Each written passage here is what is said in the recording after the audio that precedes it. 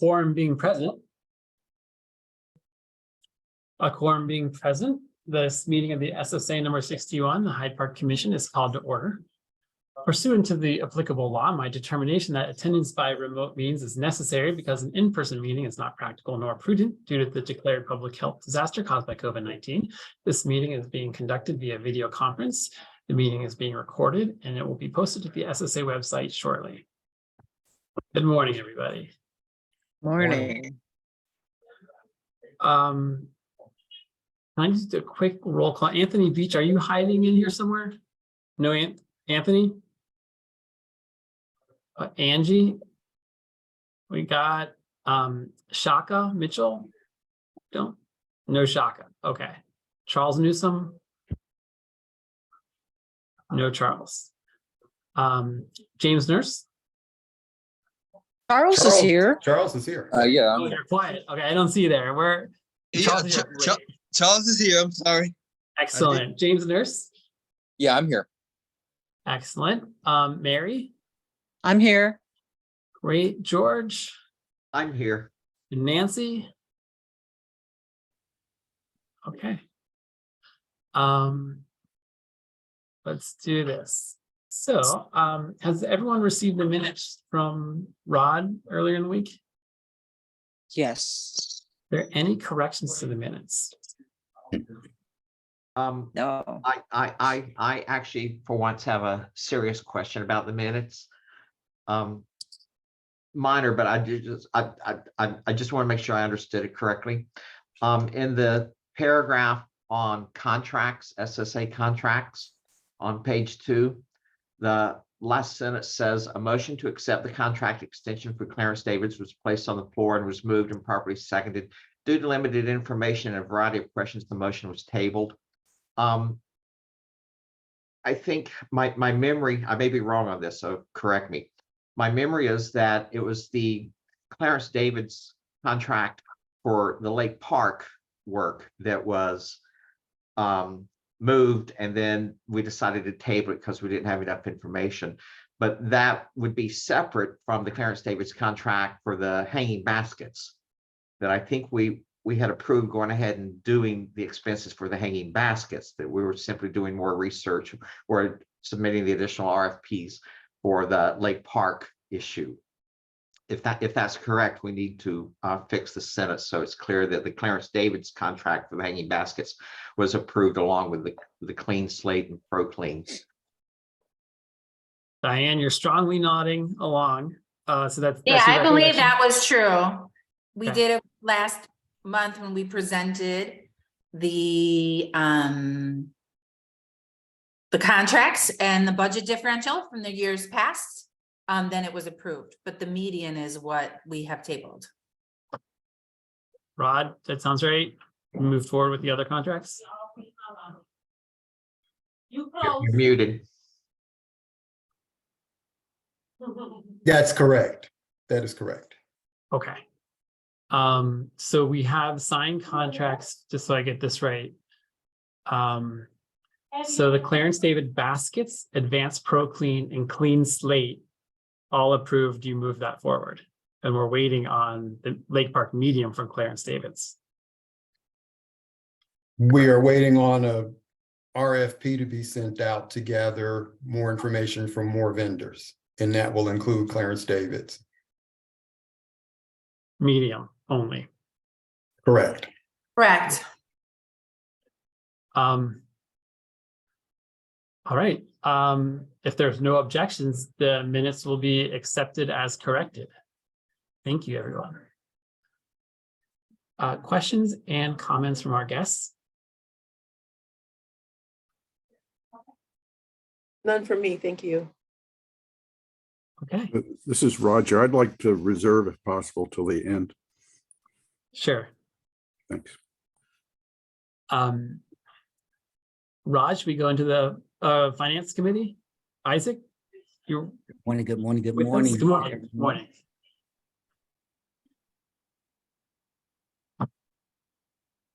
Isaac, do you want to present the financials? Thank you. Yep, just got them up. Let me just freeze the planes as Roger has showed us. 1 second.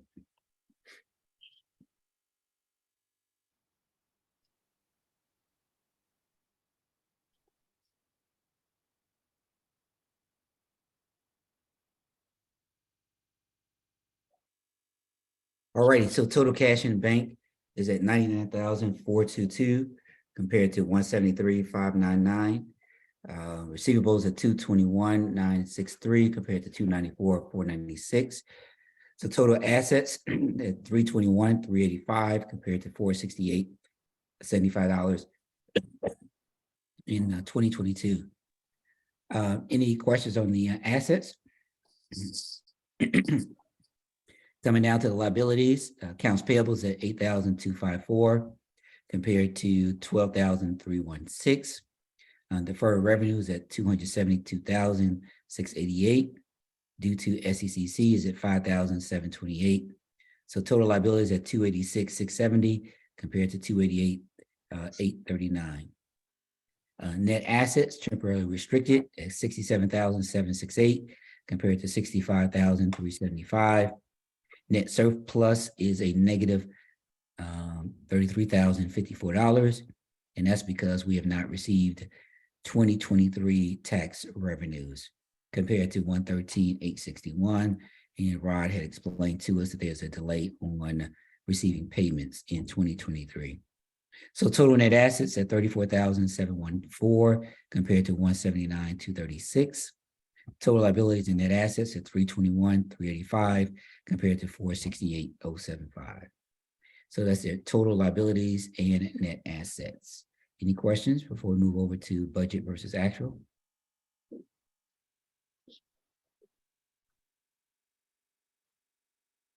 All right, let me freeze the planes here as well. Is that large enough for everybody to see, or do I need to enlarge it a little bit? You're okay. Okay. All righty, so as I mentioned to you, no revenues for 2023 in month to date or year to date. Expenses 1.0, expenditures at 1,500. Year to date is at 4,500. All right. 2.0, public way aesthetics, garbage removal 2,762 compared to year to date of 8,286. 3.0, we have not spent anything. 4.0, economic and business development, 1,381 for the month and for the year. Nothing for 5.0, 6.0, a total of 972 compared to year to date, 2,954. And as you see, we compare it to budget, we're well below budget for all categories.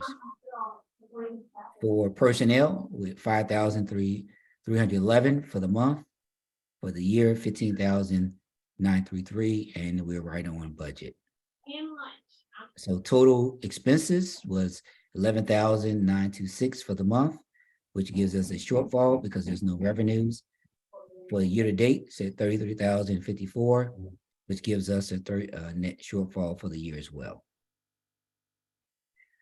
So that is our budget versus actual for the first 3 months of 2023. And the storyline is we just have not received any tax revenues as was told to us by Rod early on. So hopefully I've not seen any statements for the month of April, but hopefully we start to see tax deposits starting to trickle in April and May and in June.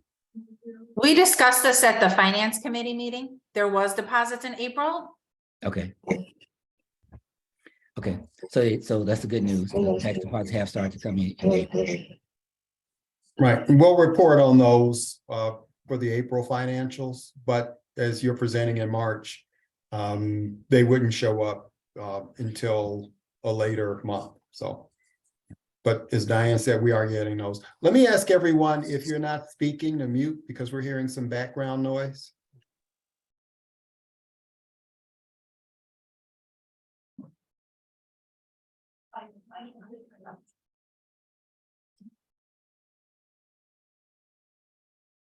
Okay, Isaac, proceed if there's any questions. Yeah, any more questions?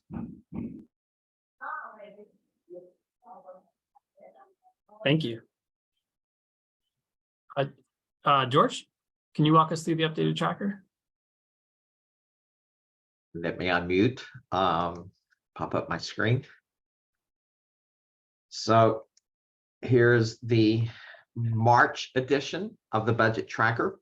And the number I always check against is this one right here, the year to dates. And I always want to make sure that it matches Isaac's 33054 on the budget tracker 33054. So we're on target. Everything that we're tracking in the budget tracker agrees with what Isaac is presenting. We are slow. No new EAVs deposited through March. So spending is kind of slow. Because of that, I had just a burst of curiosity, and I thought, I wonder how our spending level right now compares to pre-pandemic. So I went back and pulled up the last March budget tracker pre-COVID, which would have been the April meeting, the March budget tracker for 2019, just to see how our numbers stack up.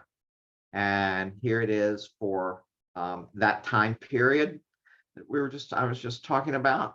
And the key number on this, if you can see it, is in yellow down here in the corner, 33132, as opposed to 33054. So interestingly enough, we're within $100 of where we were spending in 2019. I thought that was sort of an interesting effect, and I'm sure it has to do with when the tax revenues arrive, so that when more deposits come in, hopefully we'll be seeing the expenditures picking up significantly. Other than that, we're on target. We're in agreement with Isaac, and we just keep being patient until the deposits come in. Any questions about the budget tracker? George, if you pulled up your pre-pandemic budget again, can you just see Yes. what percent is 33,000 of the total budget? So in this year in the budget tracker, we did not have percentages. The budget tracker has evolved since I started managing it. We've added other things to it, but the budget, I'll tell you real quickly, it's simply the amount, it's the amount divided by the total and show About it 12%. 12.5%. Yeah. So I think I'd argue though that we're actually pretty far behind, because percentage wise, I think we're roughly at like 6 or 7. Do we know what percent we've spent? 6.7. It's pretty close.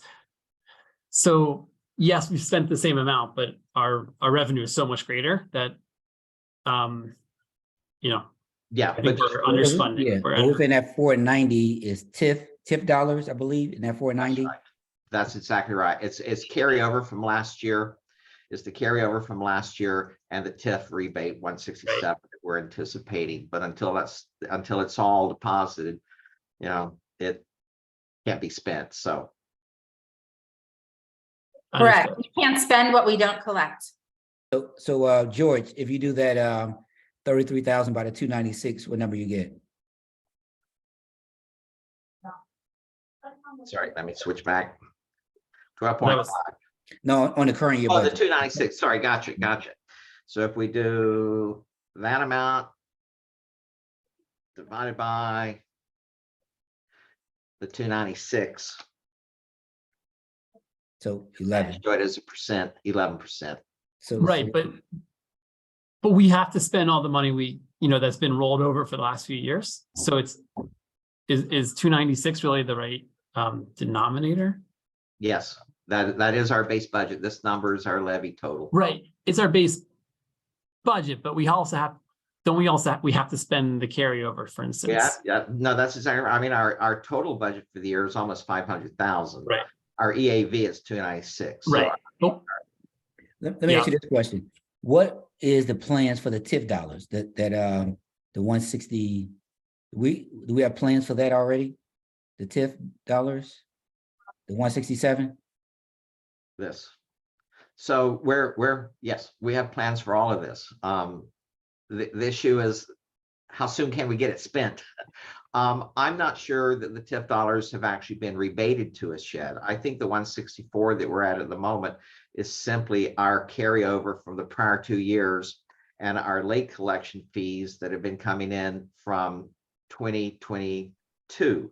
That the 167 TIF rebate and the 296 levy totals, the EAB totals, neither have been sent to us. So, you know, at the moment, we're operating off of old money.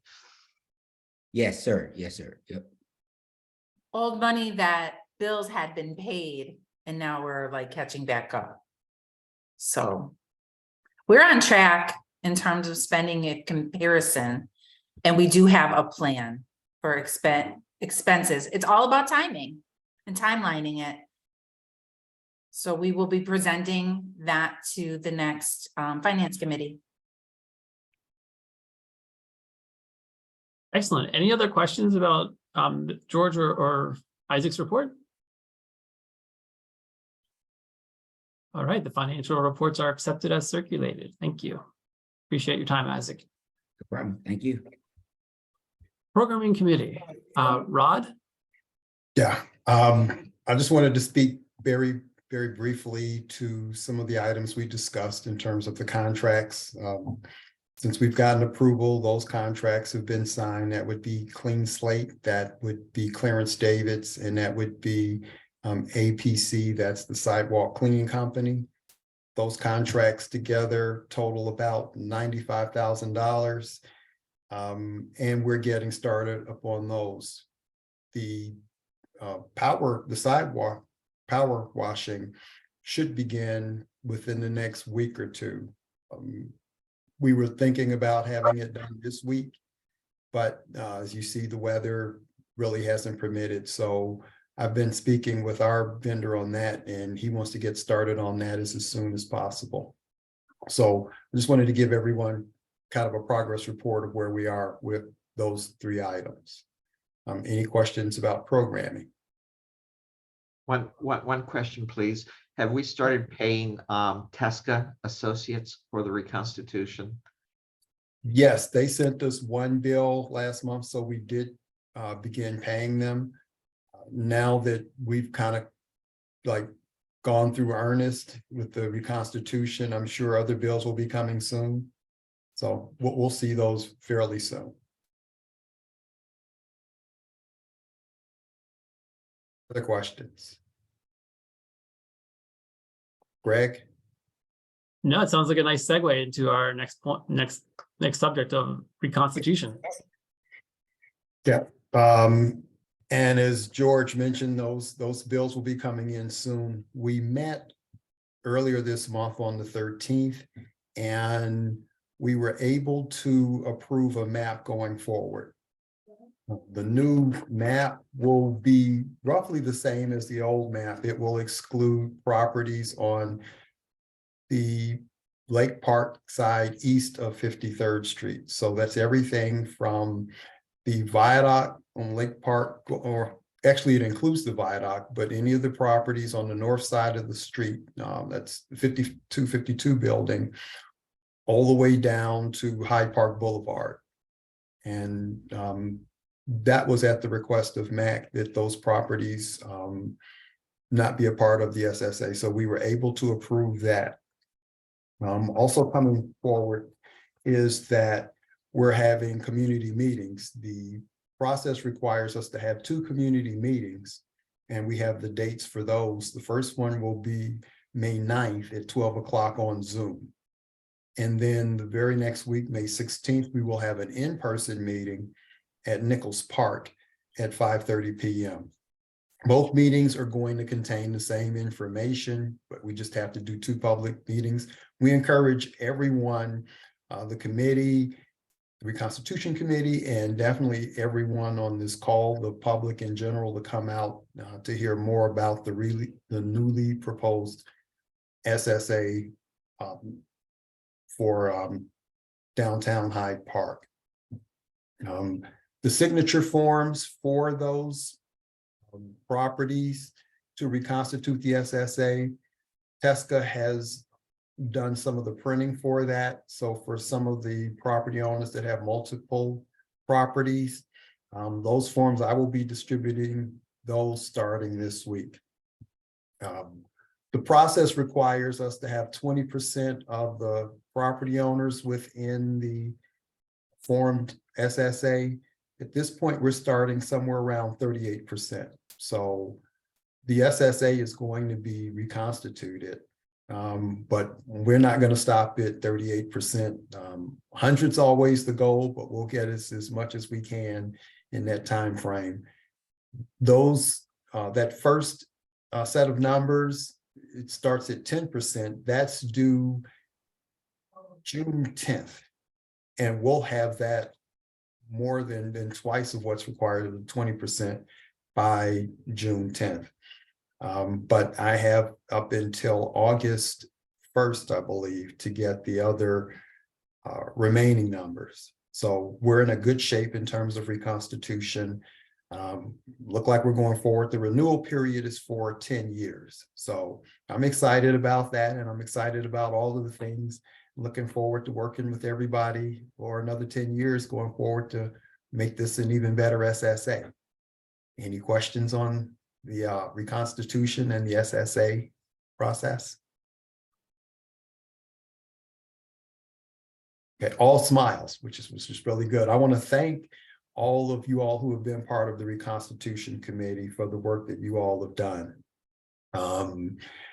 And there have been some long meetings, a lot of questions, but we got it done, and I'm exceptionally appreciated for all of the work that we've all done on this. So if there are no more questions, Greg? Great job. Okay, let's move on to the audit.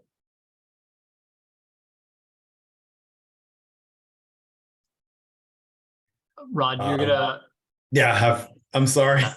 no, take a drink of water. There's a lot of talking. No, I thought the presentations were next. The audit, we have submitted everything that we needed to from our side on the SECC SSA side, and Isaac, I believe you submitted the things that was needed for the audit. So as far as we know, we're complete with the things we need to submit. The auditor needs to go through their process. We would have hoped to have had that audit done so that you all could vote on that for this meeting. That does not appear to be the case. So we have been on the auditor, and we will continue to be on the auditor to complete our audit. We have a due date of May 1st, which is about a week from today. That's going to require us to call a special meeting. And one of the things I want to make sure that we do on our end is make sure that that audit is complete, give everyone enough time, and then we'll try and get that meeting together as soon as possible. I do apologize that we can't get it today because we've got you all here. But we appreciate your patience in that matter. So we'll try and get everyone together and just do a very short meeting, a quick vote on the audit, and then move on to other things. So any questions regarding the audit?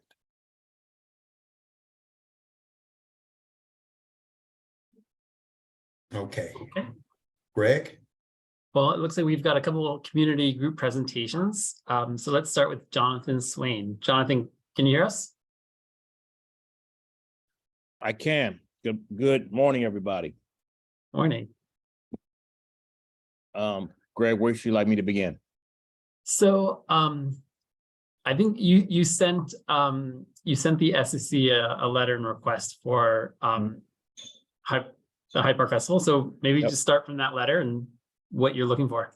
Sure. So good morning, everyone. Jonathan Swain. I am the owner of Kimbark Beverage Shop down in 53rd in the SSA. I see my mentor and big brother, Mr. Newsom, sitting on the call. It's good to spend another morning with him, having spent a long meeting with him last night. I am also the producer and founder of the Hyde Park Summerfest. Hyde Park Summerfest is the evolution from the Hyde Park Brewfest that you knew on 53rd Street that we started in 2014 with 500 people actually in a parking lot across from the Hyde Park Neighborhood Club. Evolved it to a street festival. And our last iteration in our street festival in 2019, right before the pandemic, we had 60,000 people on 53rd Street. Clearly recognizing that any more growth would have been untenable in that particular area. The COVID allowed us to give some thought to how we would continue to grow this event that, in our humble opinion, we think is a great draw for Hyde Park. I'll explain why in a moment. But so we decided to pivot the event, move to another location, that being the Midway Plaisance that we identified, and turn the event into a ticketed music festival, putting it on par with other large ticketed music festivals around not only the city, but also around the country. What makes this one unique is that, one, it's on the south side of Chicago, in a primarily African-American neighborhood, the heart of the African-American community in Chicago, which makes it different from other festivals. It also has a primarily a core audience of people from the community, which is different from music festivals. Why I'm here before you today is because part of what our marketing strategy is this year is to draw people from all around the city to come to Hyde Park. And so as we began to think about partners that we could connect with to help support our vision, we said, why not the SSA? Because the whole goal is my time being around Hyde Park, and Greg and I, who got me involved with Hyde Park community stuff many years ago, it was how do we get people to cross Roosevelt Road and come to Hyde Park? And so that's what we're looking to do. Let me just share, if I have share privileges, can I just share a couple things real quick? You have share privileges. Go ahead. Great. Thank you very much, Rob. A couple things I want to share. Can everyone see that? Yep. We're highlighting for our theme this year being Chicago, right? We're a tapestry of neighborhoods from all around this great city that have come together to celebrate Summertime Shy. Be Chicago is about unity, positivity, and love. It is a way of life. And that's one of the things we're trying to draw people to Hyde Park to really celebrate on the South Side.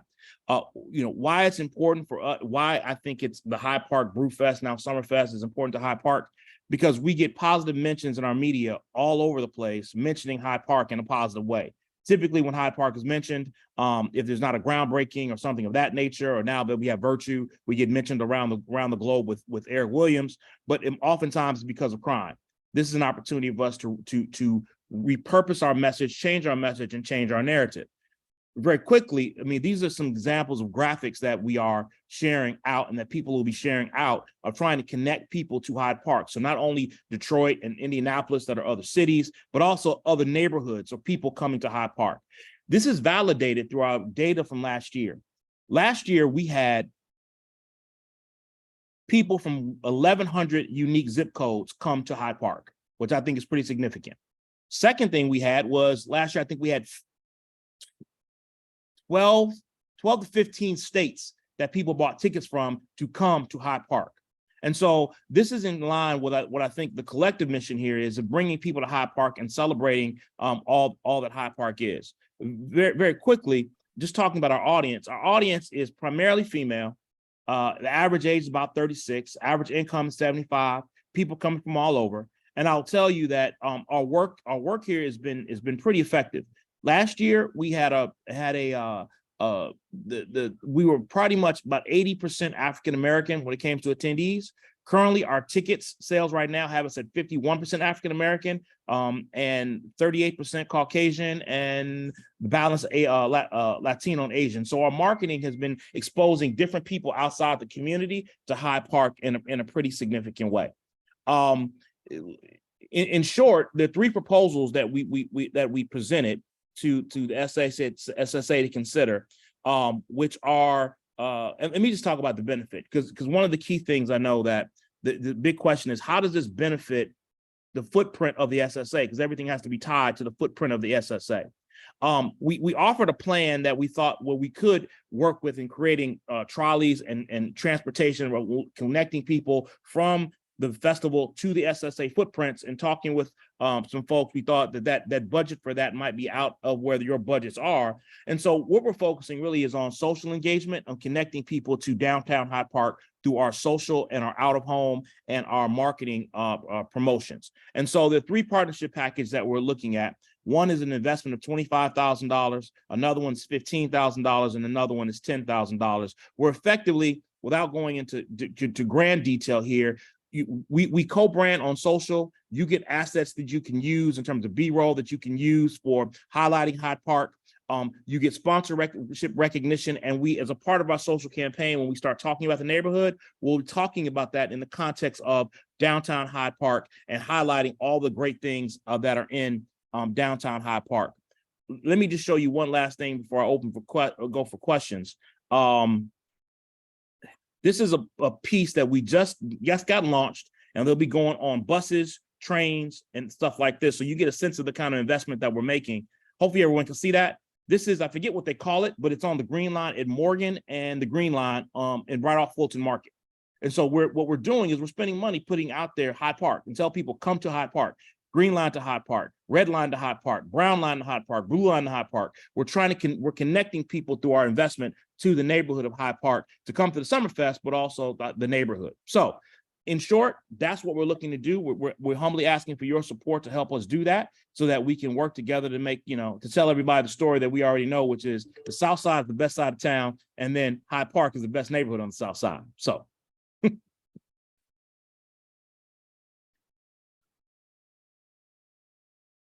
And I stand ready for questions if there are any.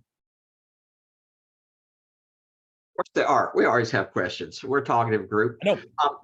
What's your time frame for needing a decision on this? We're less than 60 days away, and so we're less than 60 days away. So sooner the better, because we're going to start really amping up our social probably in the next couple of weeks or so, and really going real hard to draw people. Much of our marketing campaign really starts this week with radio, with out of the home that you just saw that's up, buses.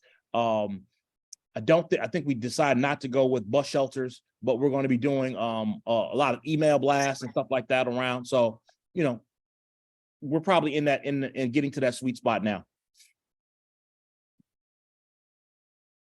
I have a question. Yeah. You have a business within the district. Mm-hmm. I don't want you to get really too deep into plans and stuff, but what are you anticipating your store?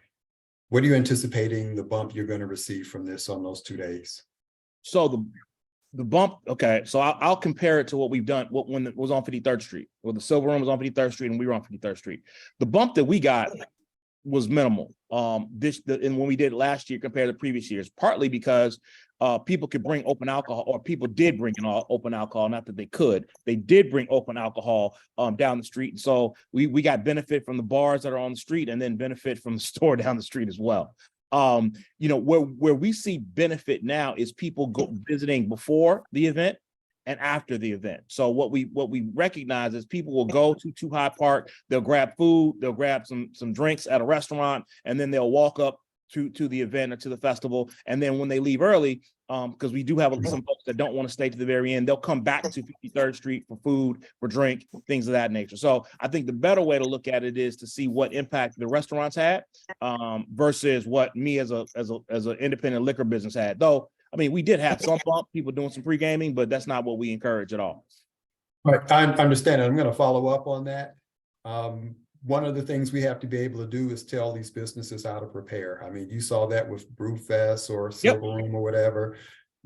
The capacity of some of the restaurants, they were kind of caught off guard. Others may have adequately prepared, but we need to be able to tell these businesses something for an event like this. And I just want to get a better guidance from you. What should we be able to tell them?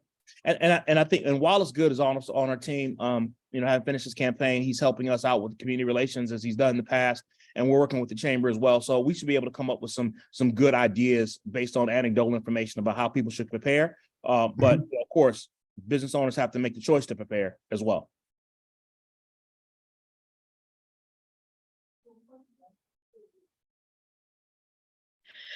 Jonathan, I have a question. Yes. I thought I heard you say that there were 3 levels, 3 options, but I only saw 2 on the slide. Oh, I'm sorry. I maybe didn't slide all the way down. Let me come back to it and I'll pull it up. Sure, and I shared the PDF presentation in the chat as well. Great. So there's the community partner here of 10,000, right? That has, inclusion of travel accommodation promotion. Like on our website now, we have all 3 hotels in Hyde Park. There are partner hotels. So when people want to know where to stay, that's where they come. A ticket hospitality package to the area, and then local webpage with link to sponsors on the website. So there's a way we can highlight that in some way. Then there's the associate partner where we co-branded signage on maps and things of that nature, where we provide a co-branded recap. So we'll take a recap video that will be branded downtown Hyde Park that we can give to you and let you use as a part of your promotions of talking about the people that are in Hyde Park, and we'll splice it with some other B-roll that we have to make sure they're appropriate there. And then the larger partner of 25,000 is a few more benefits on top of that, some more co-branded social media posts from the festival social pages, and just another layer on top of that for highlight. So those are the three plans that or 3 offerings that we suggested.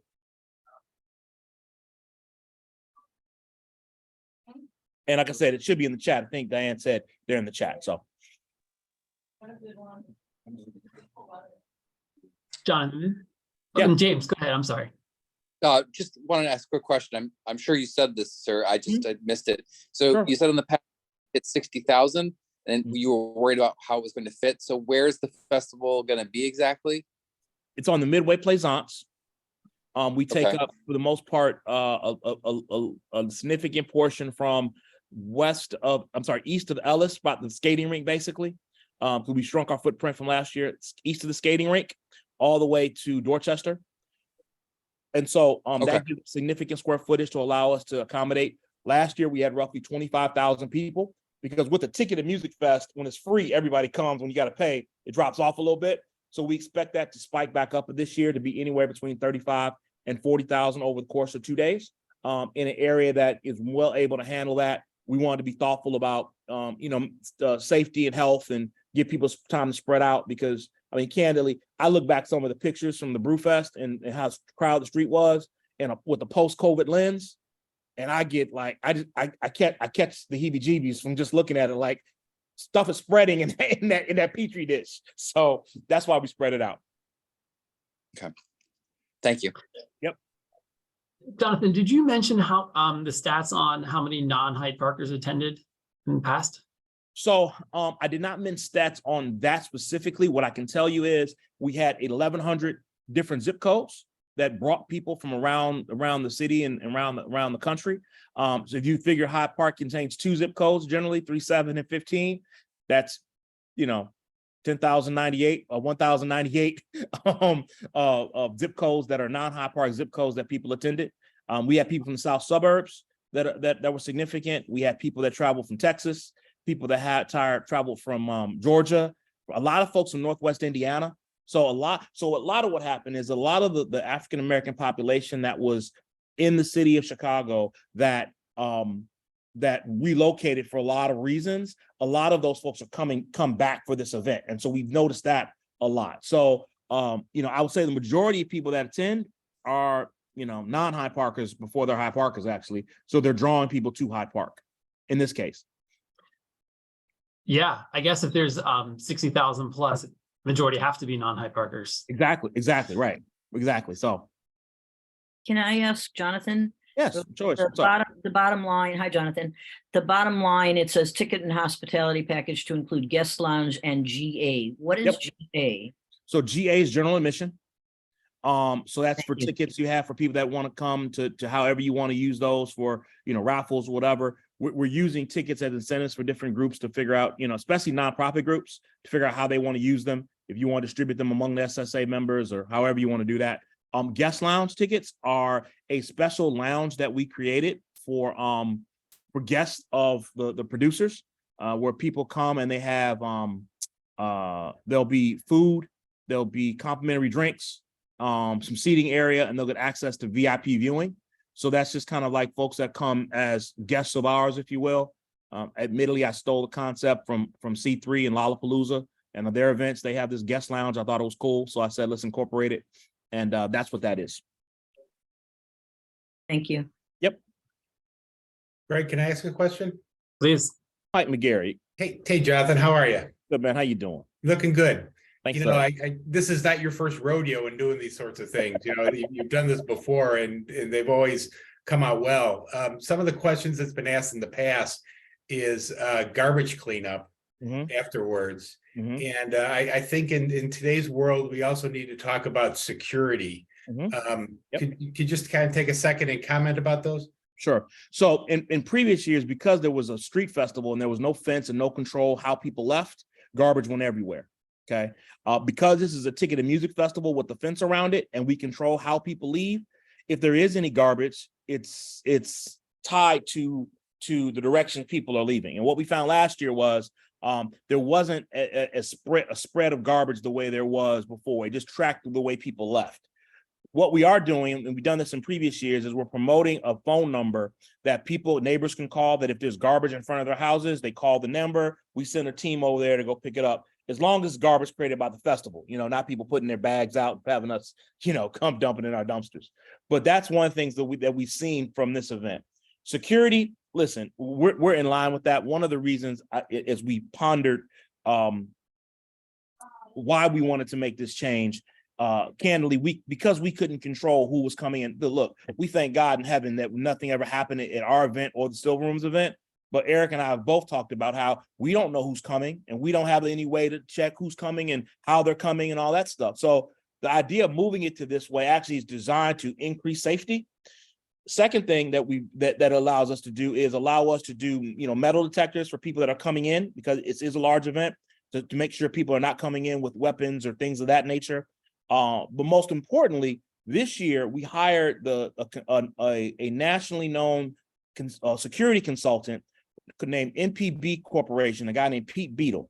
Pete does basically large events all across the globe, does Lollapalooza, does Sueños. He's on tap to do NASCAR here. He's done stuff and he does all of C3 and Live Nation events all across the country, does a number of events here. Using him to come in to give us some great advice on how to do that. We're integrating closed circuit cameras. We're doing dog searches beforehand to make sure that there's no explosives or anything like that around, typically like you would do at any large event, any stadium. And we're also redoing our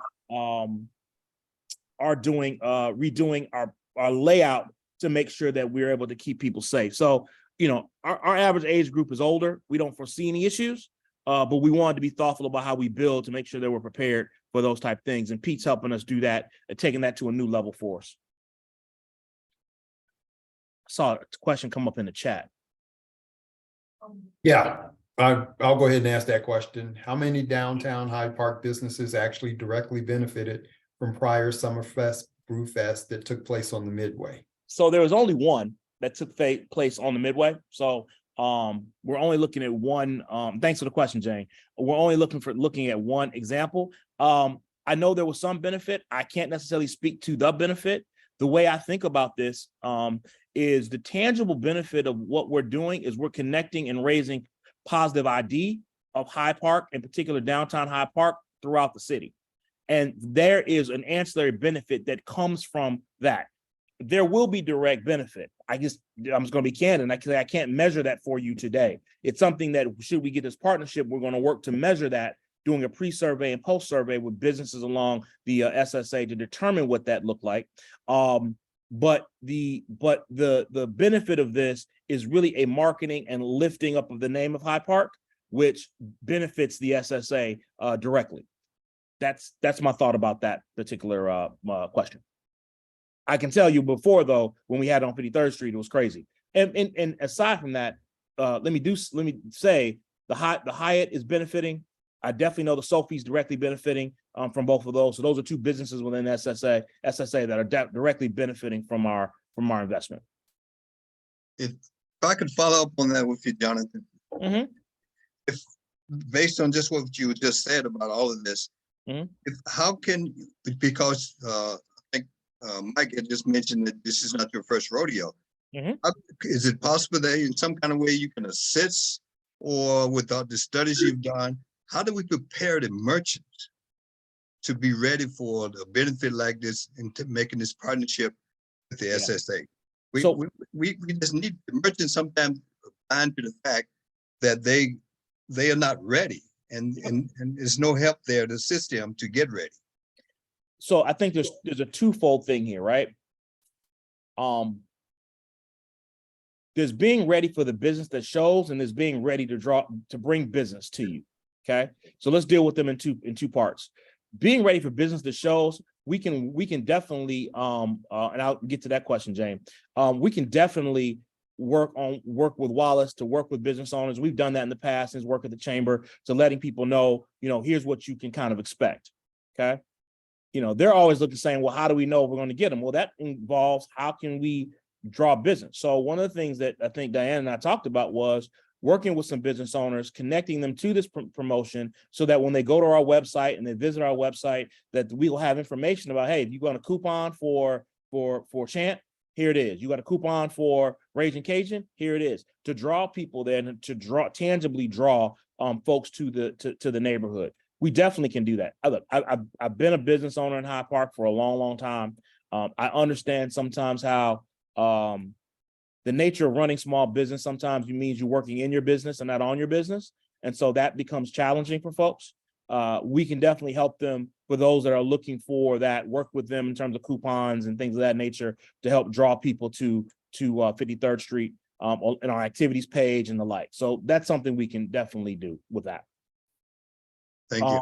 Your questions: how is parking being handled for Summerfest? Attending will fill neighborhood streets close to downtown Park, attend the festival, and block park if you actually want to visit and shop. So couple things here. One, we have a partnership with Lyft and Divvy to encourage rideshare. That's one. Two, we're promoting public transportation through Metro, through Green Line, through buses, for people to get to the event. That's two. Three, we are working currently with some area parking lots to try to reserve them, so we can provide parking for those particular spaces and locations. The neighbors surrounding the event, we have those streets that will be protected from 57th Street to 61st Street. They'll be given parking passes similar to last year, and they will have what we call staffed street closures, meaning there'll be barricades so people can't back up the street. There'll be barricades so that people can't go down the street unless they are there. But specifically, the more people we have coming to the neighborhood is always good for the neighborhood. And so the way I look at this is that we'll do what we can to make sure that people are parking in the appropriate places and they're taking public transportation and the like. But the ancillary benefit of that is more people coming to Hyde Park that may have not have been in Hyde Park, especially with some of the artists that we have coming. Give some benefit to this idea of the South Side not being safe and not being what it really is, which is the neighborhood we all love. So we talk about this. When I talk about it, I always talk about us doing this in the shadow of the Rockefeller Chapel, because we are technically in the shadow of the Rockefeller Chapel. And when I say that to people, people are like, "Oh, okay, it's different. It's Hyde Park. Okay, it's by the Obama Residential Center. Okay." It gets rid of a lot of that trepidation that people have. So, yeah. I love the positivity and the love and the messaging that you have going on. And it seems like a really significant way to do customer attraction for us. Mm-hmm. And I'm really intrigued that you figured out how to get people from outside of Hyde Park to come into Hyde Park. Mm-hmm. My only concerns are that the event isn't actually in our footprint. Sure. But if we were to say, we want to give X dollars and it has to be spent on social media ads targeted outside of Hyde Park, and it's got to be co-branded SSA, downtown Hyde Park Mm-hmm. festival. Is that something that you would consider? Yeah, we can definitely consider that. Yeah. And I typically overcommit my team members, so I'm saying that up front. But yes, and I'm saying it. Yes, we can definitely do that in terms of co-branding for sure. Promotion for sure. On Instagram in particular, where we're doing a lot of our promotions, we definitely can do that. And honestly, if there's posts that can highlight the businesses that are in the SSA, right? So that, hey, here's a sample of businesses that are in SSA. Again, that gets political for everybody in the SSA. Which business are you gonna choose and not choose? I get it, but we can definitely do that.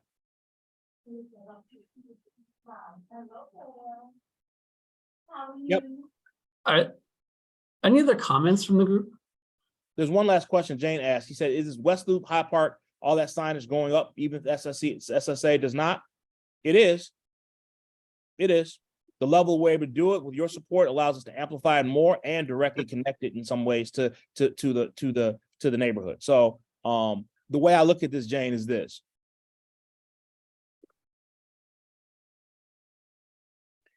The advocates for Hyde Park are, I'll say it this way. The advocates that we have for Hyde Park are a smattering of those that we hear for Lincoln Park and Lakeview. And so when the way I view this is partnership, so it'll help us do what we all know is necessary to do for our community. So when we find partnership like this and find connection like this, it adds significant value to us all. And so that's kind of how I'm viewing this relationship. Yes, we'll be doing this because it's part of our campaigns, part of our brand strategy and the like, but using dollars that are generated for this purpose to help us drive that purpose and support what we're doing, I think it adds value. It talks about partnership. It shows the connection of downtown Hyde Park and the SSA to things that residents and other folks are aware of. Business owners can see that tangible benefit. They're bringing business to them, which what matters. So that's how I kind of think about this in collaboration. All right. Let's see if we can drive to sort of some clarity here. Are there commissioners that have some concerns? Let me just start with that. Okay. Oh. Are there commissioners that would prefer to, that money, if we decide to spend it, should go towards advertising Hyde Park or towards buying us, the sponsorship as Jonathan proposed, where we get a tent or those types of features?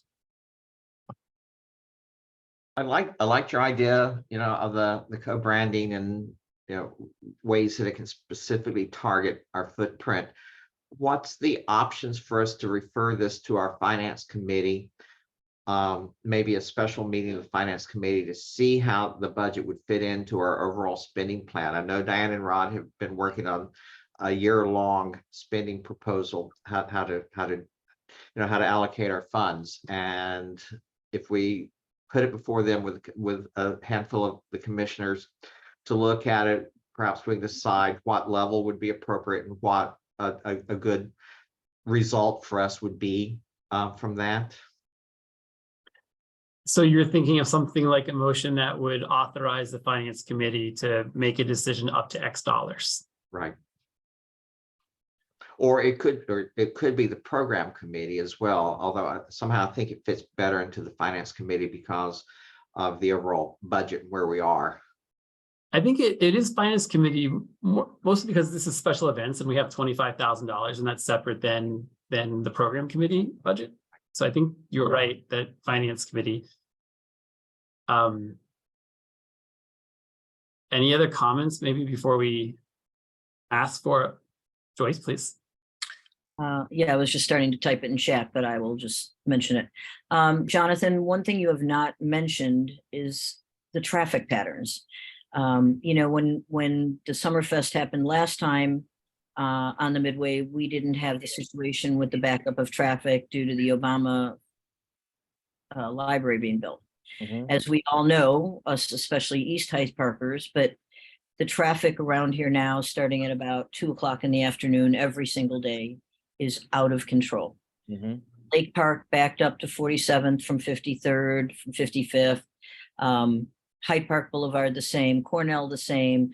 That's the advantage I have of living up above and being able to look down at what's going on in the streets of Hyde Park.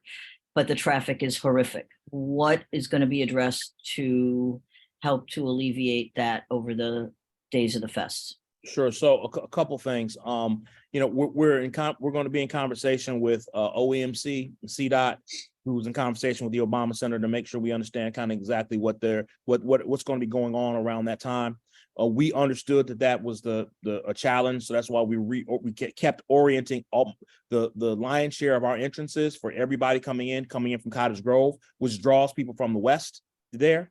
We're working with a signage company. One suggestion that was given to us by I want to say it was the Midway Park Advisory Council, was getting one of those digital boards on Lakeshore Drive and saying, get off at Oakwood and go to Cottage Grove, right? So we're working through what that would look like to get, because a lot of that traffic in terms of what you're talking about, Joyce, is folks coming from the north, coming south, right? Right, And so right. if we could put signage up and say, hey, at 39th Street or 47th Street, get off and go towards Cottage Grove and come up, that hopefully can alleviate some of that. The other great thing that we have the ability to do is all of our ticket buyers, we have their information in their emails and their text messages. So before the event, we can send an email, hey, welcome you to the Hyde Park Summerfest. If you're coming from the north, this is the best way to go, and go that way to mitigate some of that. Now, obviously, we all know reading is not always fundamental. So there are going to be people that are not going to, let's say, listen to that. But those are some of the mitigations that we're going to try to work towards to get there. I will say this is the second year in a row that we've asked for traffic management aids to help us navigate traffic, and we've been told that they're not available. They're in our budget to pay for them, but we've been told that they're not available for the second year in a row. There are other events that are going on that take precedence because of staffing challenges. So, you know, it's the first thing we asked. Yeah. Thank you. Yep.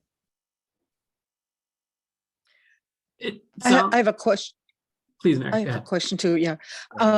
You mentioned Wallace, good, but have you talked at all with the chamber, and what kind of a relationship are you working out with the chamber on this? Yeah, so we have a partnership with the chamber again this year. They've been supportive with us in terms of, you know, helping us get our word out in the community meeting, getting our word out within and around the community. They'll be working with us, talking to businesses about some of these issues that I think Greg and that Charles raised. They will be helpful in working with that, with us on that. And Wallace and Phil have been in conversation about how to best do that. Wallace, you know, besides Wallace being a very good friend of mine who I've known for over 20 years, Wallace has expertise in large scale events. And so bringing his expertise back relative to the community has been very helpful in terms of managing a lot of that stuff. So yeah.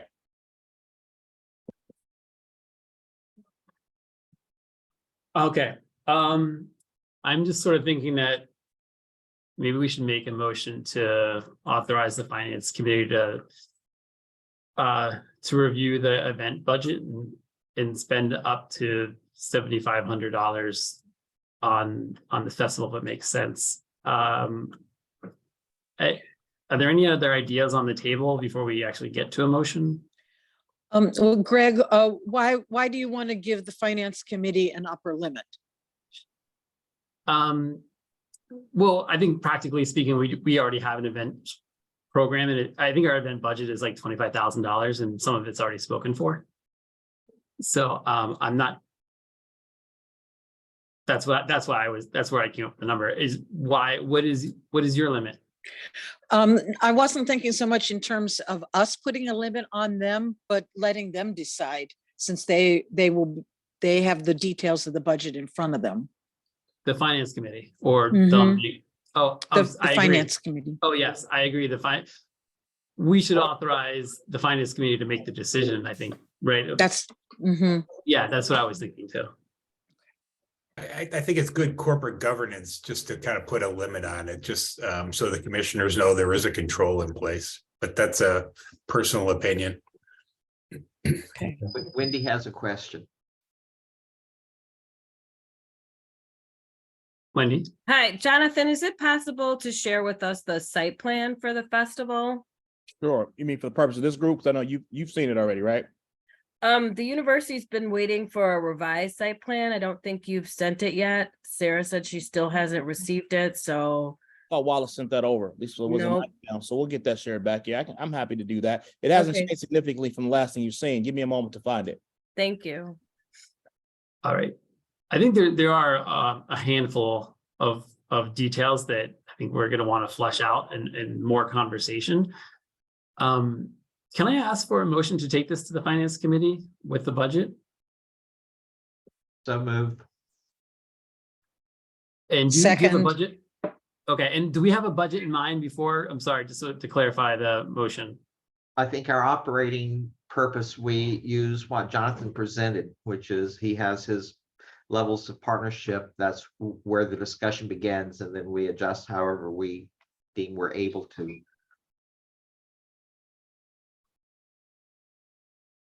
Oh, well, he presented up to Up to 25,000. You're moving that the finance committee decide to authorize the up to $25,000. Yeah, I wouldn't get your hopes up for 25,000, but I think it should be up for discussion. We have this goal to spend money, so we should figure out how to do it. All right, and then Charles, did I hear you second the motion? Yes, I was on mute, so I did my thumb, but I'm second. Okay, so we have a motion and a second to approve up to $25,000 for this event to be made by the finance committee. Before we move to a vote, I'm sorry, any discussion? the $25,000 is for what exactly? To pay up. Well, we haven't decided exactly what the money would go towards. Those are the details, but Got it. the motion Okay. is. So Okay. general sponsorship support for the event for 25,000 is what we, Not to exceed 25. yeah, that's fine. Okay, that's fine. I would also, before we take a vote, remind all the commissioners that the finance committee is open to the commissioners, and you're welcome to attend. And if we're going to have this discussion and you're interested in it, it would behoove you to attend so you can have your say. When is the next finance committee? Rod? The next finance committee is May 16th, Tuesday, May 16th at noon. Jonathan, does that timeline still work for you? I'm sorry, say that one more time. Does our next finance committee isn't until May 16th. Is that adequate time to be able to make a decision and still get onto your schedule? It's tight. It's admittedly it's tight, but if that's what it is, we can make it work, but it is tight. So Jonathan, if we did need to meet sooner so that we could be included in your marketing materials, what would be your drop dead date? So let me look at the calendar for a second. Hold on a second. And I'm sorry to ask you so many questions. No, you're not. It's okay. Shut up.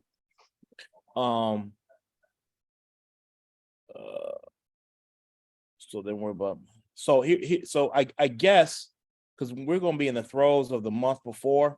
Right. We're at the 25th now. I mean, I ideally somewhere around the 5th, the 8th, somewhere around in there. Like next week? The 5th to the 8th. Yeah, that would be ideal. That allows us to prep the things we need to do going in, because there's prep time on this as well, right? There's design prep time and all this kind of stuff. So going in on the 16th, if that pushes the prep time into the next week.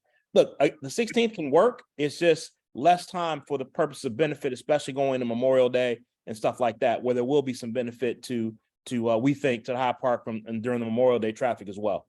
So yeah, you guys have a plan that you need to work with. I don't want to upend that significantly. So if you can do it earlier, great. If not, 16th is what it is. Well, the And question, if we wait until the 16th, we will still be able to be included in all of the marketing materials. Are you telling me the decision's made on the 16th?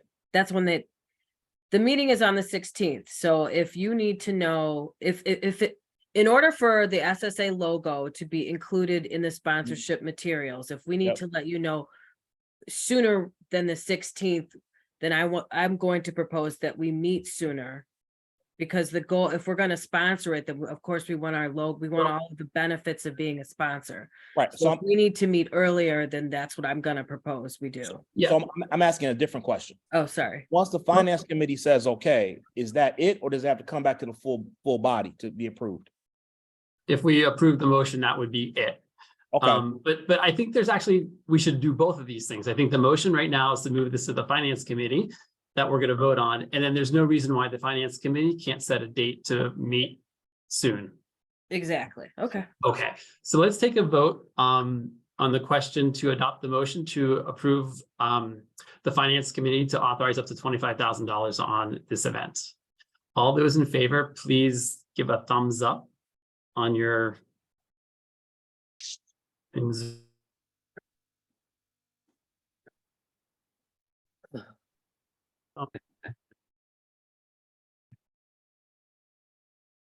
Thumbs up. Okay. It's hard to see if there's anyone with a thumbs down. Is anyone, we say no. Okay, motion passes. Thank you, Jonathan Swain. Let's the finance committee, let's just get together later and figure out their date where finance committee and more can join. Can I ask one additional semi-related question? Are we going to also have to have a special meeting to approve? Do I remember this from half an hour ago, the audit coming up fairly soon as well? If so, maybe we can do both at the same time. Yes, we're going to have a special meeting. How soon does that meeting have to be held? The audit's due May 1st. So I'm going to try and schedule that within the next several days. We need to talk to the auditor and say, you know, we need this completed so we can schedule this meeting. And the auditor has everything that's been requested of us. So we need to really ride the auditor harder. Okay, and you'll try to combine the meetings if possible? Yes, because that makes sense. Okay. Thank you very much. Let's move on to the next item on our agenda, which is Nichols Park Advisory Council.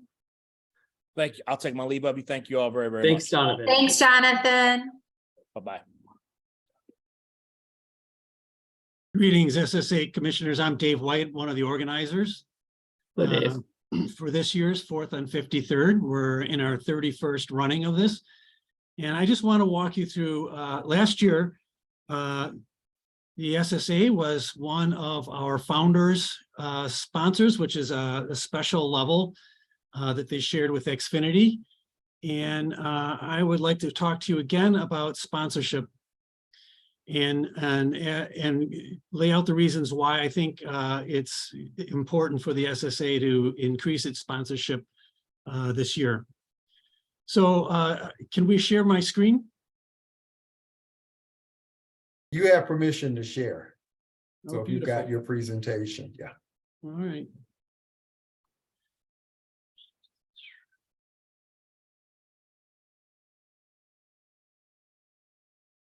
Thank you. Okay, can everyone see the big blue guy with the torch?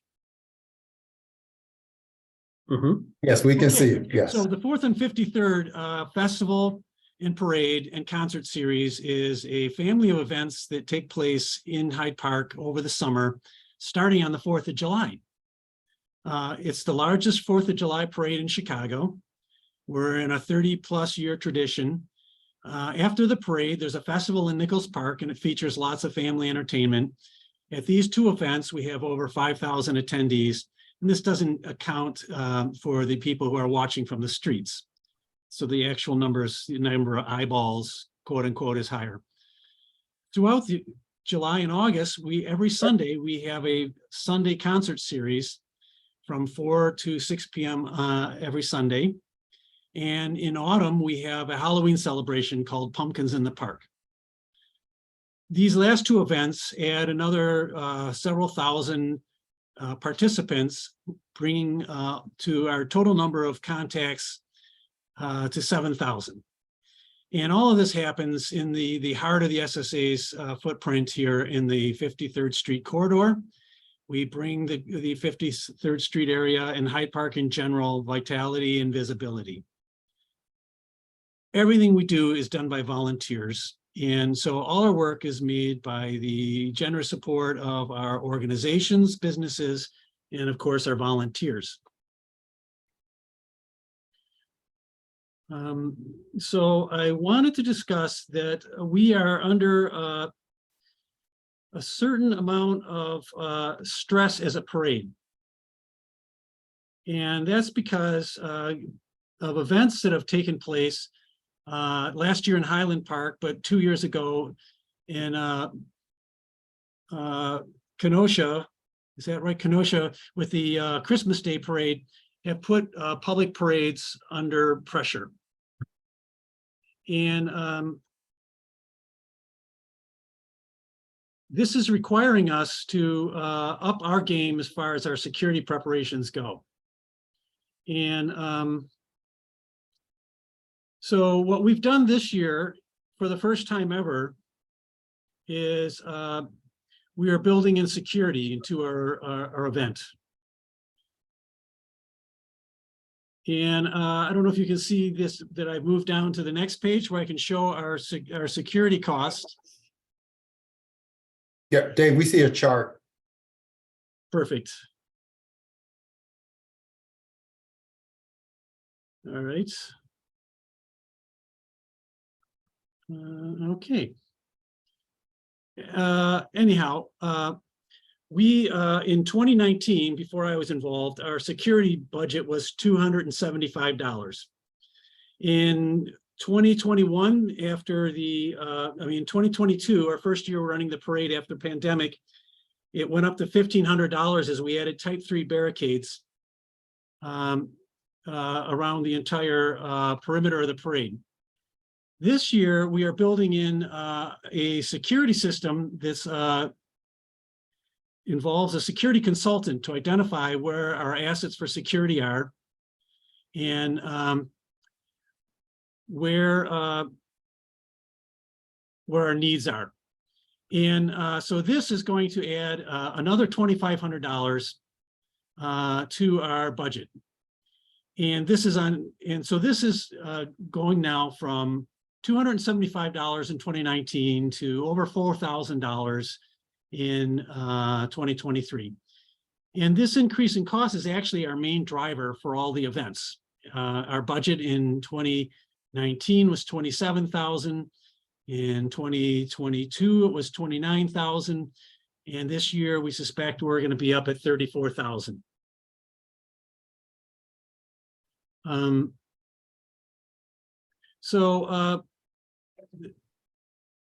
We are seeking from all our supporters in the community the possibility of increasing their sponsorships. And so that's what brings me here today. We would like you guys to consider increasing from $5,000 to $10,000. And with this level of sponsorship, we would now be, you would now be at another level from founders to our presenting sponsor. And what we're getting for this investment in our security is our parade can't go on the way it has been. You know, for 30 years, it was kind of a neighborhood parade, but now after events, we have to have security just as any other festival would of this size. So this will put us in a position, though, the benefit is that once this is built in, we're going to be in a position to grow. We'll grow all our events, the parade, the festival, and the summer concert series. And our security plan is run by a local outfit, 10, Brian Watson, who actually did the first 2 years of the Silver Room security. And he knows most of the players here, has good relationships with the University of Chicago PD, as well as 2nd District. And so we think this is going to knit together all the resources we have already. Now, with these challenges come a lot of opportunities. As I've mentioned, we have the ability now to grow our 8 concert series that bring people right to 53rd Street every Sunday afternoon in July and August. And helping us grow down the road is the fact that we've just become a 501c3, which enables us to increase our ability to write grants. In fact, we're submitting our first grant the first week of May to support the concert series. And the second thing we've done is that we've added, since last year, we have a new website, 4thon53rdparade.com, and we have a new website for Nichols Park Advisory Council to also highlight our sponsors as well as activities, our activities along 53rd Street.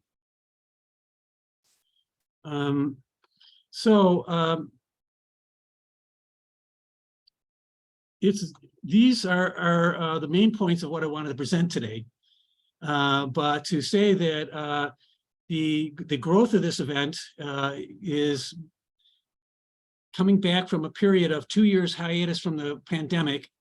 And last year we had a decent turnout, but we really think this year we are going to start to put ourselves on a growth pattern that's going to benefit both the attendees who want to feel safe, the community, by bringing people from both Hyde Park, Bronzeville, Kenwood, and South Shore are the main areas that partake in this.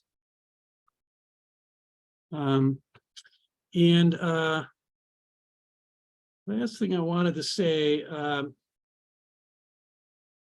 is I have a little summation here. Is that, yeah, so enacting a comprehensive security plan will improve the 4th and 53rd and benefit everyone for years to come.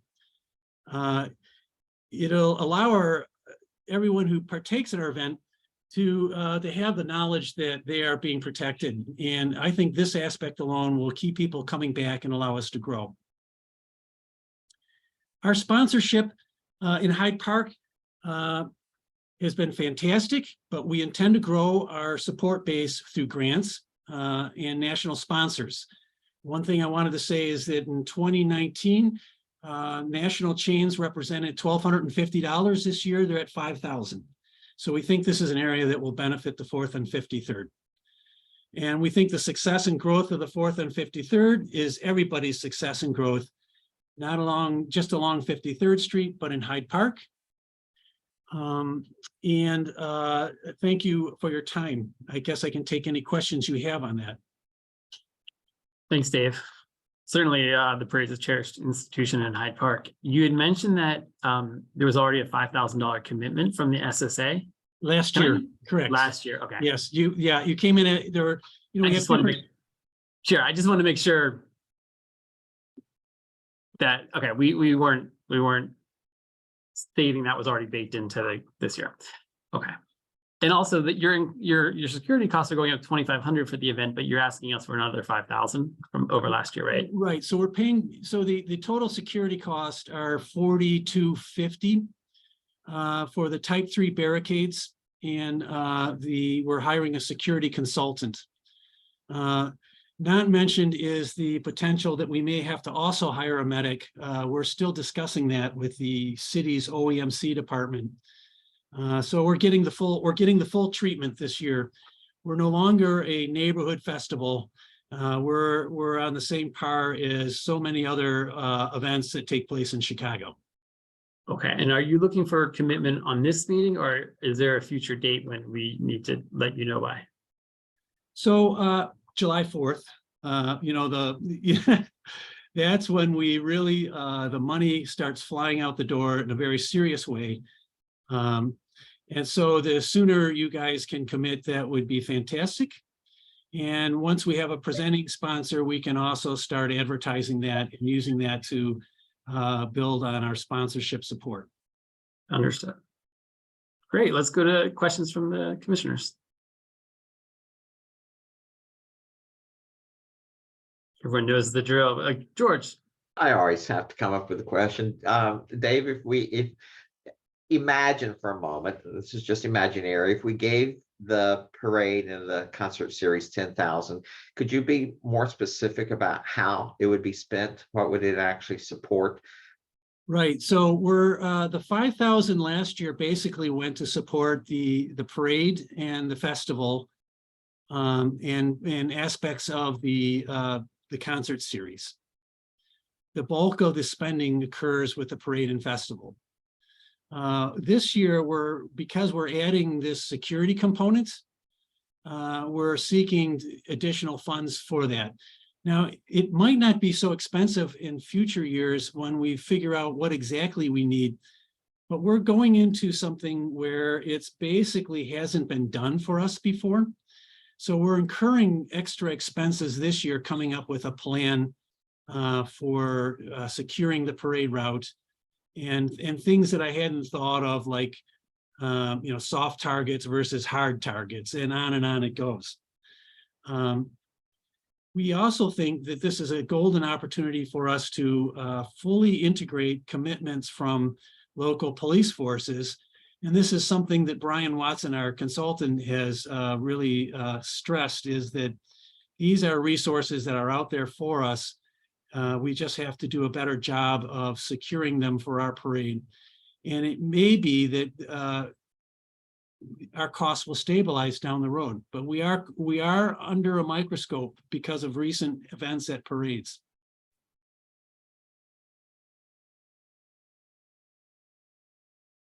Other questions?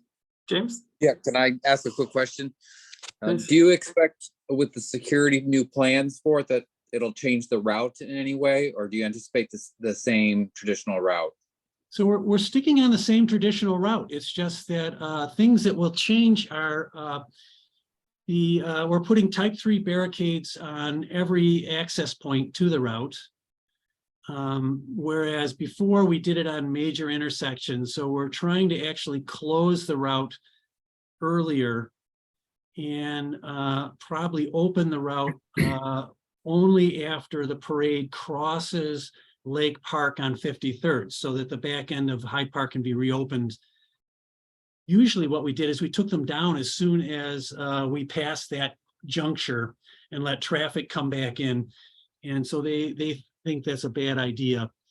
So there are certain changes like that, but overall it's good. Same staging area. What happened, we're going to probably close off the staging area after 10 for floats and vehicles, so that you can't come into the area after 10, things like that.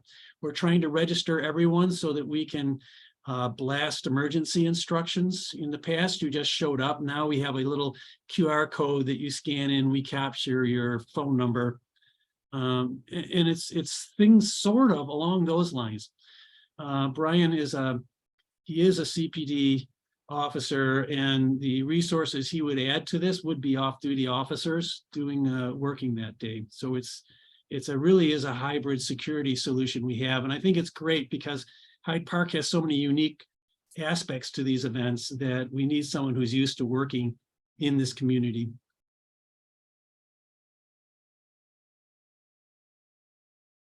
Any more questions?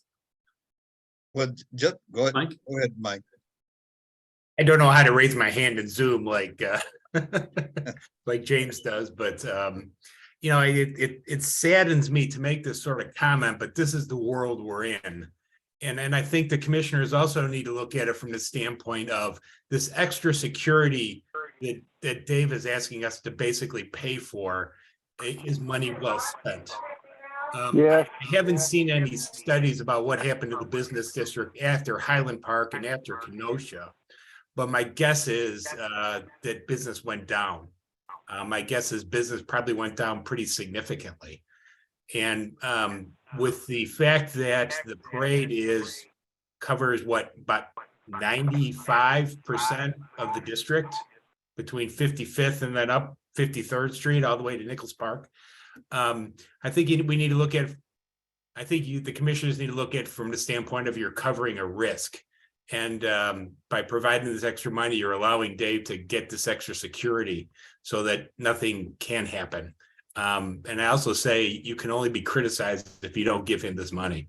And Dave, I have received your emails. I just haven't had a chance to act on it.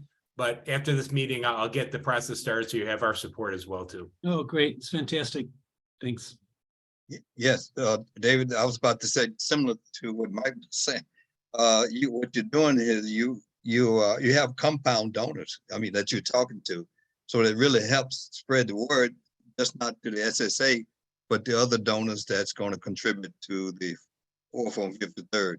So it's just good to hear the update and things of how the money's being spent. So I think you get better support from the other donors. So we don't want people to panic about security. So we didn't want to put that in our appeal. People assume they're going to be secure, but we've always had this kind of relationship where the UCPD did traffic control, and they just don't think that's enough anymore, that we have to have some ability to identify and convert our weaknesses into strengths. So that's what he keeps saying. We're going to make things that are weak strong. All right, let's. Wendy has her hand. Yeah, Wendy has her hand. I would like to wholeheartedly support the increase in funding from the SSA. As many of you know, I have the privilege and pleasure of emceeing the parade, and I knew about the shooting before most people did. And I can tell you that it was I can't even begin to tell you how scary it was to be standing there emceeing this parade, knowing what happened in Highland Park and knowing that we weren't protected the way we should have been and could have been. So I think it is in our very best interest to make sure that our SSA footprint has all of the safety precautions needed to make sure that our community remains safe. Now, the likelihood of anything happening, is not that, we pray that nothing will happen, but better safe than sorry. So if we can support the festival from the prior presentation, we definitely need to support the request for the parade. And I want to just add that we are in transition now that we can write grants. We really hope that we're going to have some basic support for these sort of aspects of the parade next year from DCASE Chicago Presents. We just got our 501c3 designation like 2 days before the grants closed. And so we just weren't ready to take advantage of it this year, but they do fund these sort of things just so that we can focus more on the fun aspects and less on these sort of very basic, infrastructure sort of considerations. If I'm reading the room right, it sounds like people are happy with the investment of $5,000 for the parade in years past. They know there's another $25,000 for security, $2,500, and Dave's looking for, I think, a total of 10. Just wanted to summarize in case one of the commissioners was ready to make a motion at this point.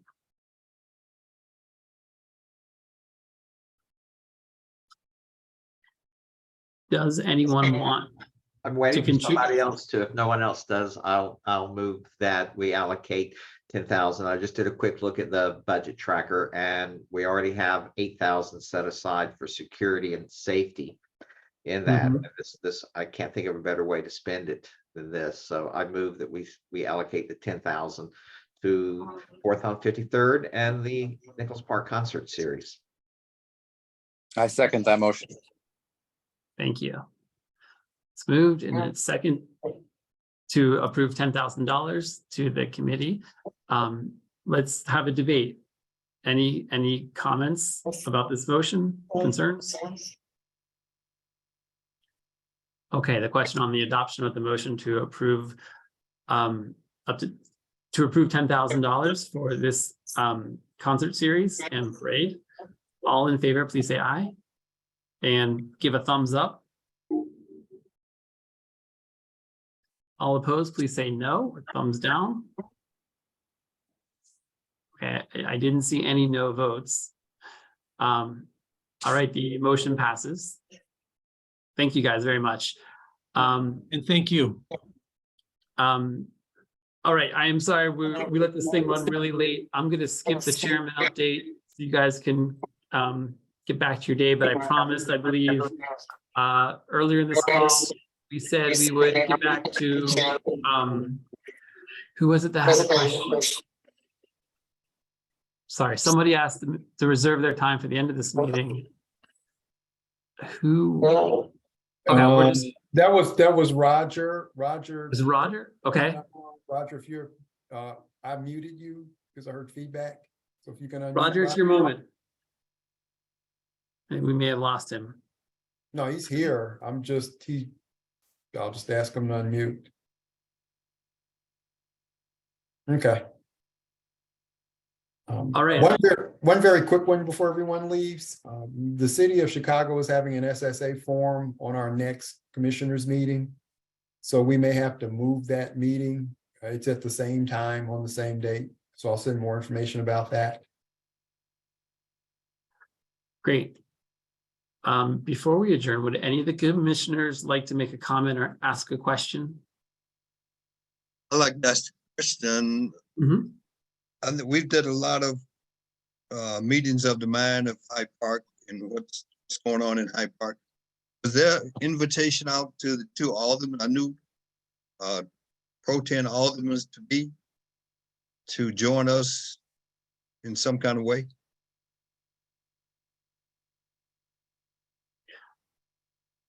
Um, Yes. SECC's board chair, Jordan Terrell, is setting up a meeting currently to meet with both of them. And then once they get onboarded, we'll get them to come to one of these meetings. But we're gonna have a first, just like, hi, this is who we are. We just want to make sure you know who we are and what the SSA is and that kind of stuff. But then we'll invite them to this meeting. And Charles, to answer that question, the chiefs of staff, Prentice in the 4th Ward and Kimberly in the 5th Ward, they're regularly on these notices. They come sometimes, they don't, but they're well aware of the meetings, and we just need to make sure not just the alderpersons, but their chiefs of staff are invited for continuity. Yeah, because going forward, there's going to be the new seats taking place. They just need to be involved in what we're doing so they can get their support as well. Good call. Okay. All right. Well, if there's no further business and there's no objection, this meeting will be adjourned. There being no objections, this meeting is adjourned. Thank you guys. Have a wonderful Tuesday. Bye.